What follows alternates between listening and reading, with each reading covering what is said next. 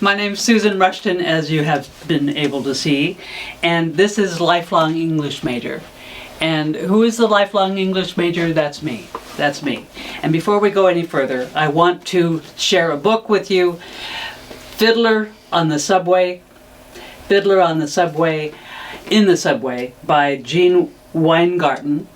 He is the winner of 2 Pulitzer Prizes. And I want to read a paragraph. There's one last truth that I don't tell people because it's needlessly disturbing and would serve no pragmatic purpose. I'll say it now just once and be done with it. A real writer is someone for whom writing is a terrible ordeal. That is because he knows, she knows, they know, deep down with an awful clarity that there are limitless ways to fill a page with words, and that he will never, ever do it perfectly. On some level, that knowledge haunts him all the time. He will always be juggling words in his head, trying to get them closer to a tantalizing, unreachable ideal. It's hard. It ain't easy. It ain't easy. It's just tough. But sometimes you're surprised and delighted and thrilled, which means that other people are going to be delighted and thrilled and surprised. So I recommend this perfectly. This is a great book, The Fiddler in the Subway. It's a bunch of stuff of his that is perfect. It's just perfect. Okay, so my guest today is the author of Tales from a Rogue Ranger, and this is Rosanne S. McHenry, and you get to be Rose. I'm Ranger Rose. That's Ranger right. Rose. Thank you very much for joining me Thanks, again. Susan. Happy to be here. Oh, good. And can I share your email? Absolutely. Okay. Yeah. ROSANNE54, Rosanne54 at sbcglobal.net. Or an even better one is Ranger Rose. So R-A-N-G-E-R. Ranger Rose. R-O-S-E. So R-A-N-G-E-R R-O-S-E 123. 123 at gmail.com. gmail.com. Okay. So Ranger Rose 123 at gmail.com. Okay. So Rose, you've been a guest on my with me before. You are, and welcome back. Thank you. You're now, and you are a retired park ranger. Retired park ranger. Yes. That's right. Why did you become a ranger? Well, it started when I was a kid, because we'd go on these amazing camping trips together. My mom, my dad, my sister, my brother, and later my little sister.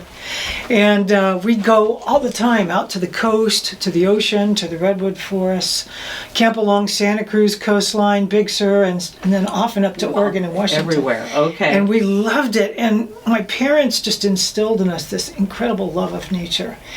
And I just felt so connected to the natural world. And I thought, wow, this is just amazing. And then one day we were at Olympic National Park in Washington State. Beautiful place. There was this park ranger there. Everybody followed him everywhere, wherever he went. He had this connection to the people that he was talking to. He loved people, he loved where he was, he loved his nature, work. And he knew how to make that connection. He had park ranger charisma. And I just thought, I was 15 years old that day, and I thought, this is what I want to do. Yeah. I finally realized this is what I wanted to do in life, and it was like, this is it. And to me, that's what it's all about. It's helping people make that connection between, our real world, this beautiful planet, and understanding that we're a part of it and it's a part of us. This is our shared heritage. Mm-hmm. And by being a park ranger, that's a way to help people make that connection to our shared heritage on this beautiful planet. It is a beautiful planet. Yeah. And you had, clearly you had a good time. I loved what I did. I felt like a really fortunate person to do what you truly want to do in life, and I loved every Oh, what minute a of kick. it. Yeah, even when things got crazy, and there were days when things got And they crazy. did get crazy, didn't they? Yeah. They did. I've read a lot about that. You have 2 books about your work. And what's the name of the first The book? first one it's called Trip Tales, from And so slow family down. camping to Okay. life as a ranger. And this is the first one I wrote a few years ago, and it's all about how family camping adventures as a child helped inspire me to become a national Yeah, park ranger. And so okay. all the really ridiculous things that happened on camping trips with my family, about all the crazy things that happen, when you're camping with your family. Yeah. Really funny things.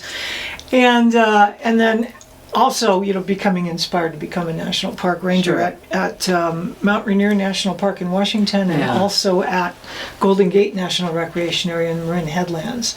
So that was the first book, and this one is filled with hilarious stories, Yeah. like the stolen picnic table, which was the funniest one that people seem to love the most. Okay. And then the newest book, Tales from a Rogue Ranger. Now this one actually takes place right here in the American River Canyon. So the stories are about working as a park ranger at Folsom Lake, and also at the Auburn State Recreation Area, right down below here in Auburn. So these stories are a little more wild. These are more about being a protection ranger. So in the first book, When I you was- say protection ranger, what do you right, mean? in the first book, good question. Oh, excuse me. No, good question.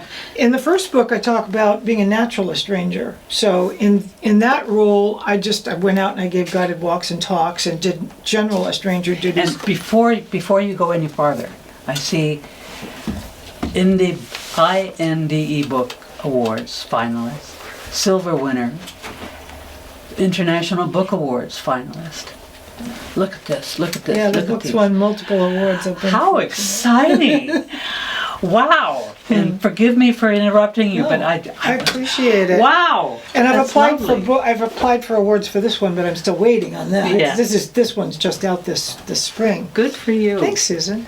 So this one, it's more about being a protection ranger, which means that you wear all the tools of the trade around your waist, like Yes. any law enforcement officer, so that you could protect people from injuring themselves, protect the park from the people and the people from the parks. I mean, literally. Yeah. Literally. Don't go down there. Or you'll get hurt. Don't Yeah. jump off that bridge or you'll be sorry. You Yeah. might break some bones. Don't drive too fast through this park road because you might hit someone. Oh my gosh, I see you've broken your leg. Let me help splint that and get Yeah. you to emergency care. So this job was a lot more crazy, wild, and adventurous because, like I say, we were there to help protect the parks and people from the parks. So there's some pretty hilarious, funny stories in here, stories that'll make you laugh out loud. There's also some that might bring you close to tears. Oh. How could because they of the do things. that? Well, there was one example where there was this young man. He was used to taking prescription medications, and he had gone off his prescription medications, and he was wandering around in the forest, and I had to coax him back into my car, and it was like 110 degrees out. Oh dear.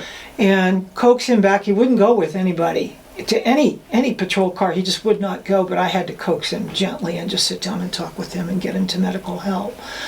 Other times, like, I was the whitewater rafting ranger on the North and Middle Forks of the American River. I actually had a patrol raft that I'd take up and down the Middle Forks of the American. And sometimes people would fall out of the boats and get seriously injured. Oh brother. and Because they drank too much or something? Sometimes, or they just weren't. Here's the water really fast and they're standing up. Or even if you're just sitting in the boat, sometimes you just get knocked out of it. Oh my goodness. So we had boating accidents, we had vehicle accidents, we had people getting injured, we had at Maine Granite Beach, we had fights on the beach that you'd have to go in and break up. We'd have parties at night, with young kids that we'd have to, break those parties up for their own safety. But there's also many, many times where the stories are really funny. Like Good. one of the funniest stories in this book, the favorite one that seems to be for this book, is called Wild Goose Chase. And that is where a ranger, actually it's my husband Vern McHenry, who is also a park ranger, California State Park Ranger. He gets called to the scene of an attack goose. Oh, He's called to this picnic area. they can be. I'm serious. There's people up on a table, and this goose is patrolling around, and it won't let anybody get down off the Oh table. my.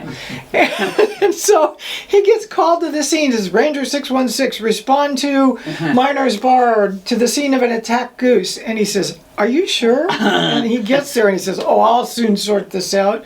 Walks up, the goose bites him in the leg, and pretty soon he's joined the group at the table. Goose is patrolling around. Finally, a little girl says, I have to go to the bathroom. And he says, how long have you people been up here? For over an hour. And he says, oh my gosh, something has to happen. So he tries to grab the goose. That doesn't work. It bites him. He tries swinging the baton. No luck. The thing just ducks and bites him again. So finally he has to pull out his pepper spray.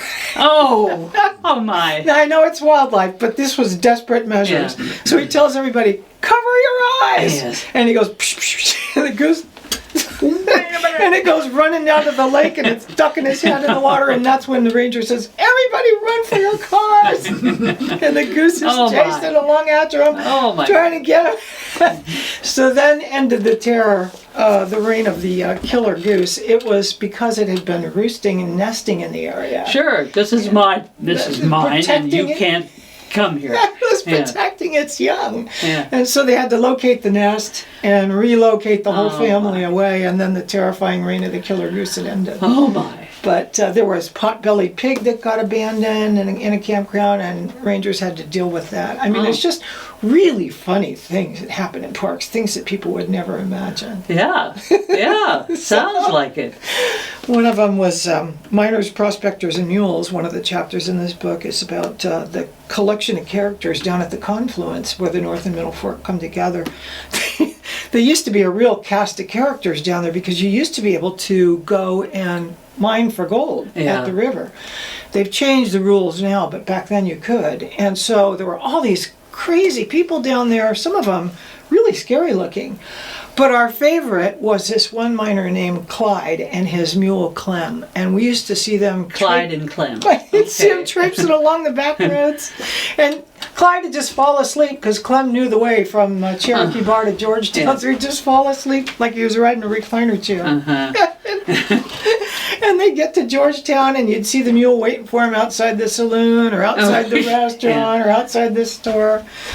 But one day the rangers had to come and move the miner out of his cabin because he'd had far too many drunken fights at the Georgetown saloon, and so they had to take him away. And his biggest concern was for his mule. He goes, "Will somebody take care of my mule?" Oh my. Okay. Okay.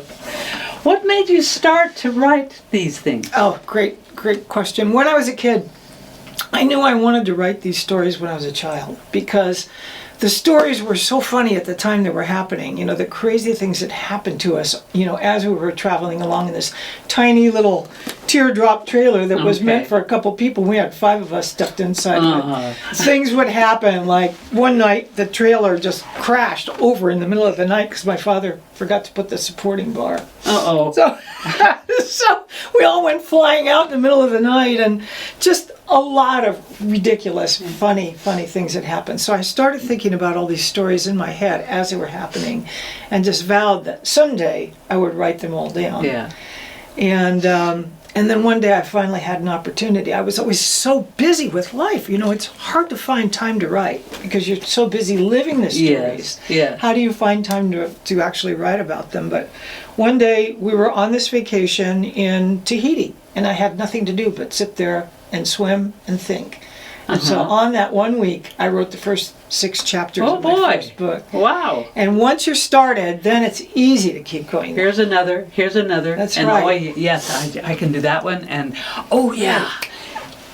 and you ask your husband and this, remember this, or talk to your dad, or talk to your siblings. Right, and that's how you get started writing a book. It's like some people like to do a whole outline. They like to really outline their book and think about the flow of it, and I think that's a great way to go. But for me, it's always been, I have 100 stories in my head at any one moment, and I'm thinking, okay, which one of these stories do I want to tell in this moment? Mm-hmm. And I've lived enough for 20 lifetimes, honestly. I've Yeah. had so many adventures. So just start picking the stories out of the air. Which and one just do I want to do this time? What do I feel like in this moment? What do I want to write about? And so I just write the stories. And pretty soon you have 3, then 4, then 6, then 10. And I just start cobbling them together. Yeah. And then, this is the most important thing, is finding the right editor to help you out and the right readers to help you out. Yes. Get a good editor and you can have a great book. Because what makes sense to you as the writer might not make sense to all of your readers out there. Okay. So a good editor will help you organize the stories into a flow that makes sense to the reader. Where did you find the editor? I found her, actually, the woman that helped me publish the first book she had edited a book. She had worked with this editor and helped create this editor's book for her. Okay. So she connected me with her. And So you have I to know hired her. people. Right. You have to know people. Well, let's ask around. Yes. Yeah. She had written an amazing book called Confessions of a Runaway Mom, and so I thought, wow, that sounds outstanding. I want to do that. So Okay. I want to find a good editor that knows what she's talking about, and she really did. Where can one find these books of yours? These are available. You can get them. Well, the easiest thing to do is go to my website, which is triptalesbook.com. Trip, T-R-I-P, Tales, T-A-L-E-S, book.com. And that's my website. And then from there you can link to Amazon or to Kobo or to Barnes & Noble and link right up, and you can get the books from that pathway. Okay. You can also go around town here in Auburn. They're in most of the little shops around downtown Auburn, like the Visitors Bureau and at the local bookshops here in town. So Okay. Newcastle and Grass Valley and the surrounding areas. So. Wonderful. Wonderful. What was the hardest part about writing this book? These books. Question also. The hardest part is not the writing. The writing is the easy part. For me anyway, somebody who just loves to write stories down, that's the easy part.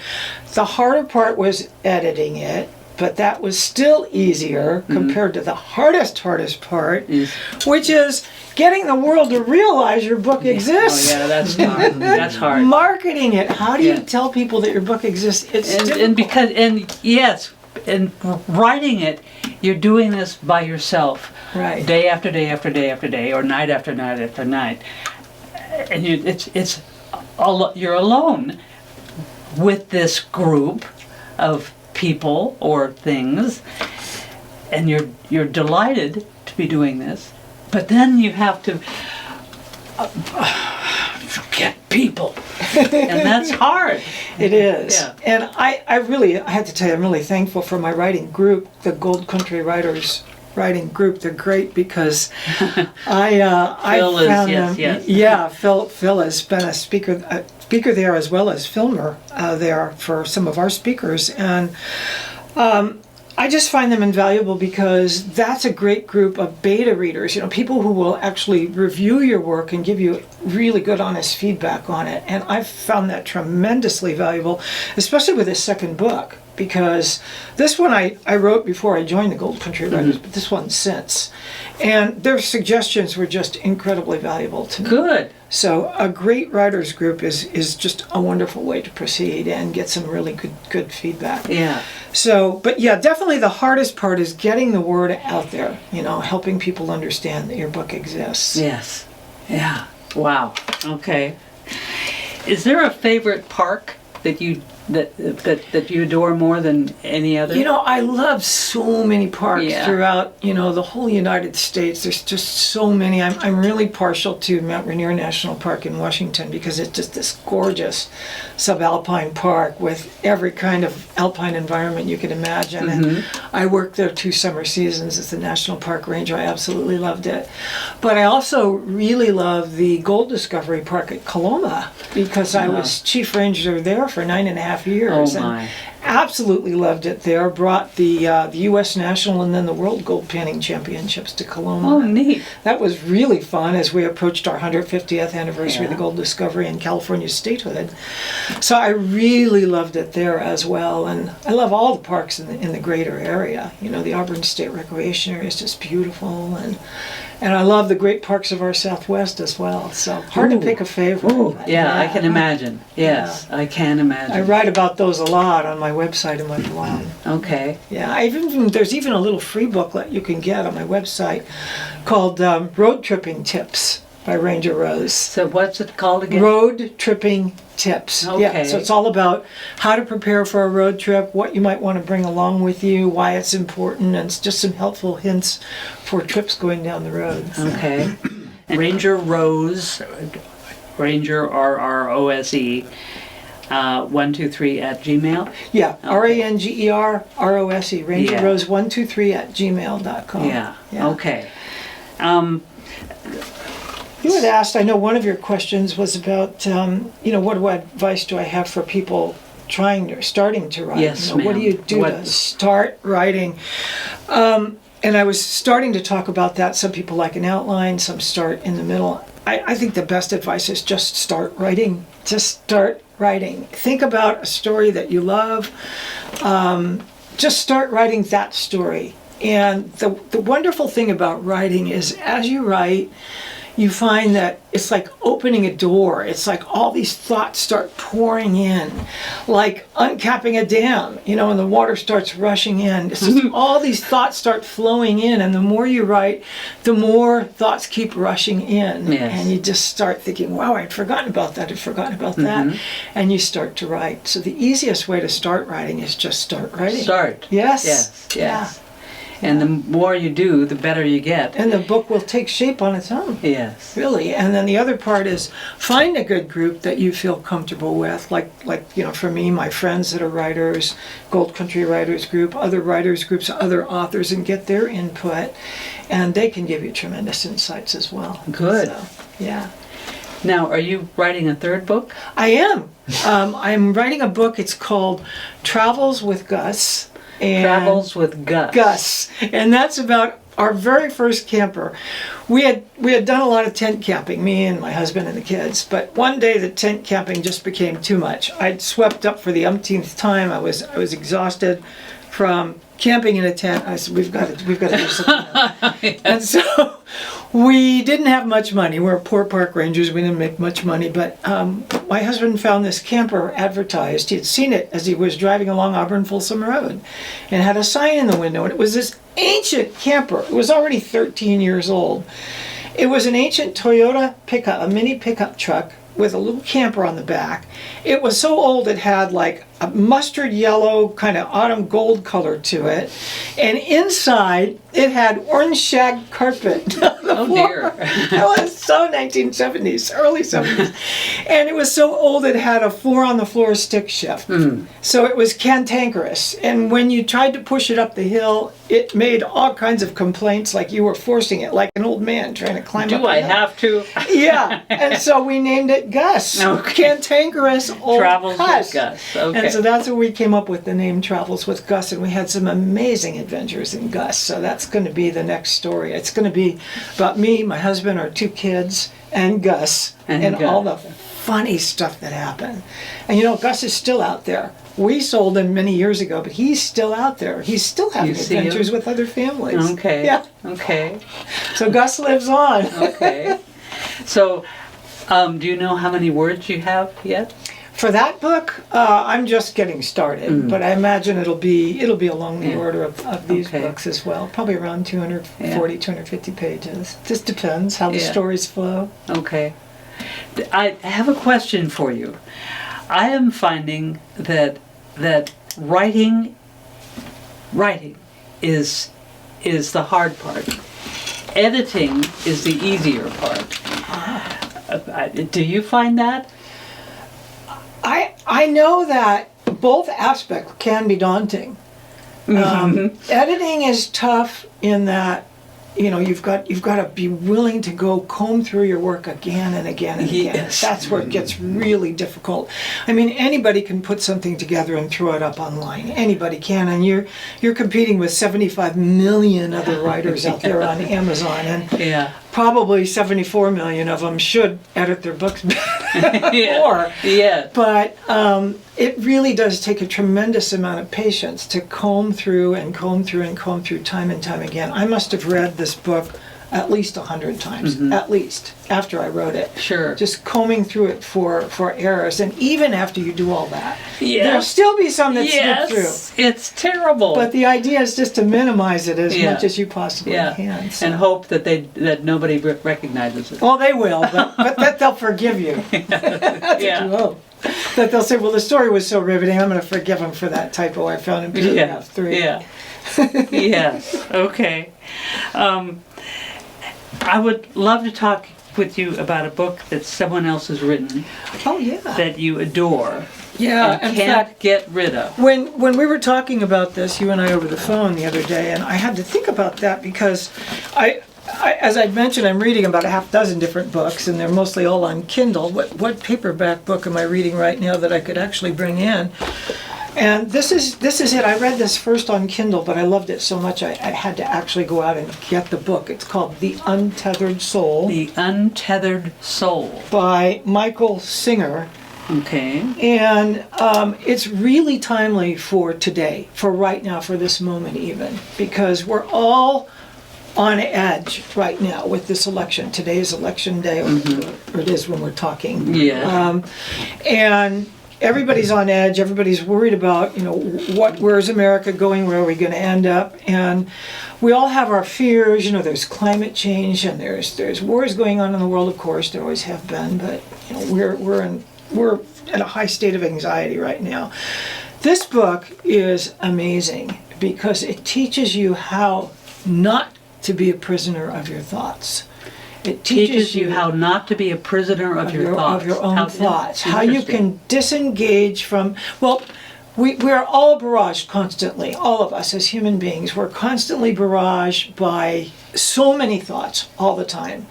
Some together, some conflicting, but always swirling in our minds. As we're having a conversation, we have thoughts in the back of our head. We're constantly warring with yes. ourselves over thoughts.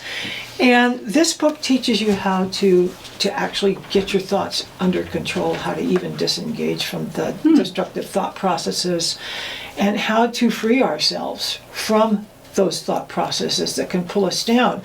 Because a lot of times, we miss the moment. We're so involved in the stories in our head that we miss the actual moment. And so we want to live in that moment. We want to be present moment oriented. We want to experience the most that life has to offer. And in order to be able to experience the wonderful things that life has to offer, we have to be open to what's out there. Okay. The only way that we can truly be open is to let go of this constant barrage of thoughts that are weighing us down. Okay. And so this book does an excellent job of explaining Wonderful. that. So highly recommend reading. The what is The Untethered Soul Untethered Soul. by Michael Singer. Okay. Michael Singer. Yeah. Okay. All right. Well, Rose, this has been delightful. A delightful half hour. We've had Rosanne McHenry, Ranger Rose 123@gmail.com. Thank you very much for being my guest. Susan. Thank you so much. You're welcome. Always And a pleasure. thank you for watching. Thank you, Tom. I'll see you later. Thank you.